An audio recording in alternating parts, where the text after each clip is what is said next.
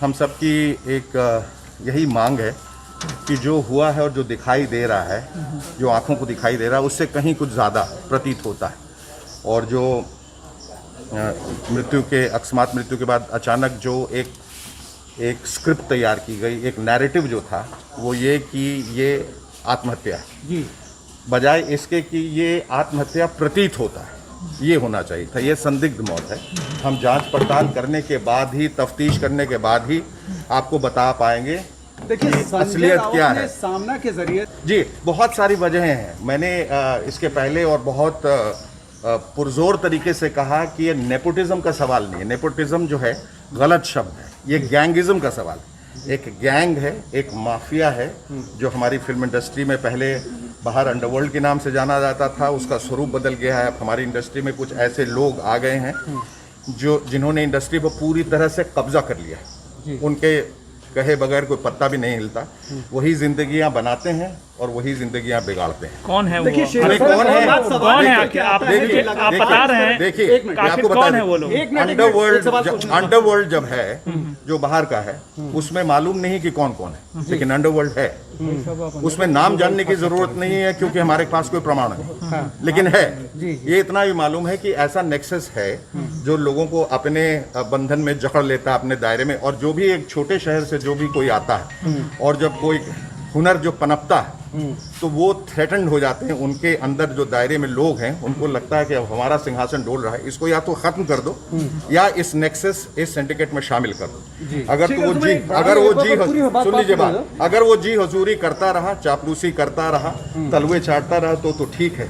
अगर उसने जिस तरह सुशांत ने, मैं ऐसा समझ के चल रहा हूँ, बगावत की होगी या कहा होगा कि मुझे ये नहीं करना, ये फिल्में नहीं करनी है, इससे नहीं जुड़ना है, उससे नहीं जुड़ना है, उसका खामियाजा उसको भुगतना पड़ा। मैं ये नहीं कह रहा हूँ कि ये वजह हो सकती है उसकी सुसाइड, लेकिन ये भी एक वजह हो सकती है।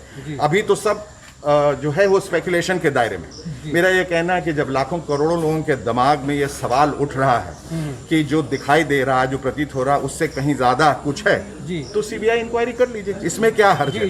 हम चलिए मान लेंगे, आप हमें आश्वासन दिला दीजिए या हमें विश्वास दिला दीजिए कि आत्महत्या है। हमें कौन सा शौक है ये जानने के लिए कि ये हत्या हुई है, तो कोई नहीं कह रहा है। लेकिन जो तथ्य बाहर निकल के आए उससे ऐसा प्रतीत होता है कि इसमें, इस खेल में और भी गुत्थी है, कुछ पेच है जिनको सुलझाना चाहिए। कुछ अनसुलझे जो सवाल हैं वो एक प्रश्न चिन्ह बन के खड़े हो गए हैं और उसका निदान जरूरी है। This case needs a closure, और क्लोजर तभी होगा जब इसकी सीबीआई जांच होगी। शेखर साथी कि यहाँ की स्टेट गवर्नमेंट की तरफ से ये खास तौर पे ये जोर डाला जाए, ये तवज्जो दी जाए कि महाराष्ट्र सरकार पे भी जोर दें और सेंटर पे भी, और बताएं और उन पे जोर डालें कि इसकी एक सीबीआई इंक्वायरी होनी चाहिए। आपको क्या लेकिन अफसोस मुझे उनके प्रिंसिपल सेक्रेटरी का मैसेज आया था श्री चंचल जी का कि वो कोविड की वजह से वो नहीं मिल पाए। ठीक है, नहीं मिल पाएंगे। मैं आया था, मैंने सोचा था कि इनके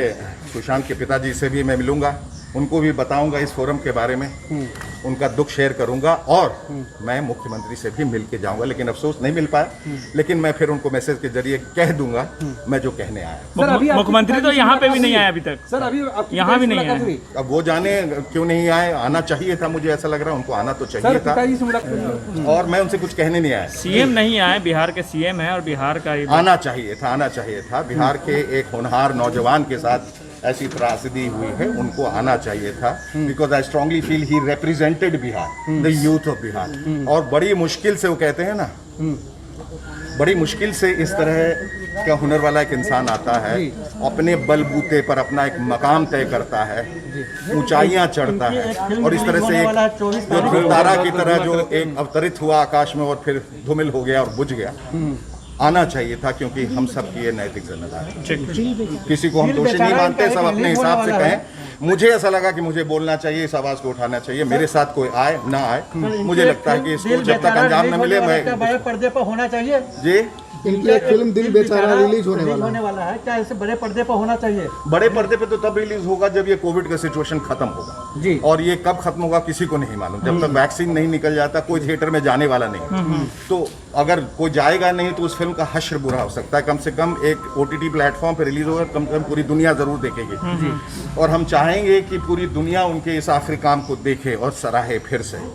तो ये जो भी हो रहा है बहुत सोच विचार के किया जा रहा है। सर, एक बिहार के लोगों के कहीं से भी छोटे राज्य से लोग आते हैं, उनको सबसे पहले दरकिनार करने की कोशिश की जाती है। उनको उनके सामने उनके मुंह पर दरवाज़ा बंद कर दिया जाता है, उनको वो चांस ही नहीं दिया जाता है। वो मैंने कहा वो जो सिंडिकेट है वो उनको चांस नहीं देता है और अगर वो अपने आप से अगर बड़े हो जाते हैं तो फिर या तो उनको मिटाने की कोशिश या उनको दबाने की कोशिश या उनको अपने दायरे में लाने की कोशिश रहती है।